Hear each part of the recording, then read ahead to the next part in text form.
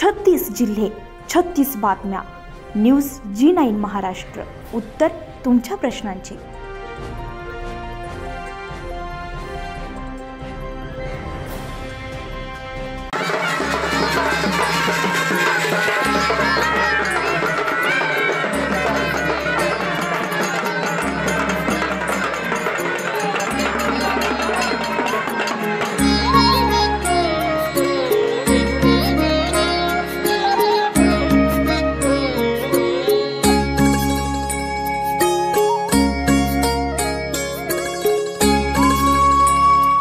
सण आणि उत्सव साजरे करताना एकीची भावना वाढीस लागावी या अनुषंगाने हा एकोपा वणीच्या देशमुख बांधवांनी जपला असून गेल्या 100 वर्षांपासूनचा विजयादशमी उत्सव साजरा करण्याची परंपरा जपली आहे. 1923 साली जगदंबा देवीची मूर्ती भंग झाल्याने नाशिक येथील रोजेकर नामक मूर्तिकाराकडून संपतराव देशमुख यांनी तांब्याची देवीची मूर्ती तयार करून घेतली आणि विधिवत प्रतिष्ठापना केली. सामाजिक कार्यात अग्रेसर समाजोपयोगी कार्याबद्दल 1946 साली FM वेवेले व्हॉइसरॉय ऑफ इंडिया यांनी वणी येथे येऊन संपतराव देशमुख यांना सनद आणि मेडल देऊन सन्मानित केलं.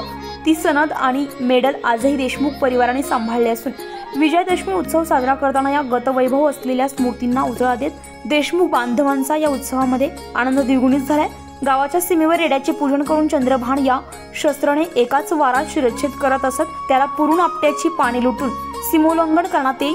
या दरम्यान अशी प्रथा असताना संत गाडगे महाराज आणि त्यांचे शिष्य अवघडानंद यांचे वणीत आगमन झालं. संपतराव देशमुख यांना पुत्र प्राप्तीसाठी सांगितले की तुम्ही ही प्रथा बंद करून कोहळ्याचा प्रतिकात्मक पद्धतीने शिरच्छेद करा. हा आदेश देशमुख समाजाने मांडला आणि संपतरावांना रावसाहेब संपतराव देशमुख नावाची पुत्रप्राप्ती झाली. तेव्हापासून विजयादशमीला कोहळ्याच्या बळीची प्रथा सुरू झाली.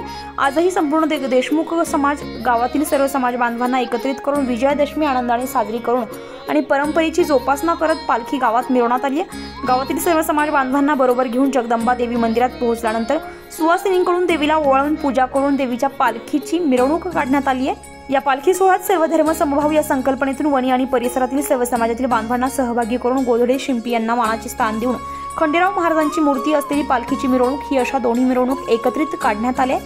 ब्रिटिशकालीन राजवटीत संस्थान जहागिरी आणि इमाने प्राप्त देशमुख समाजाकडे गावातील रूढी परंपरा सण उत्सव एकोप्याने साजरे करण्याची जबाबदारी होती. संपतराव आप्पाजीराव देशमुख हे त्या काळी लोकल बोर्डचे अध्यक्ष होते.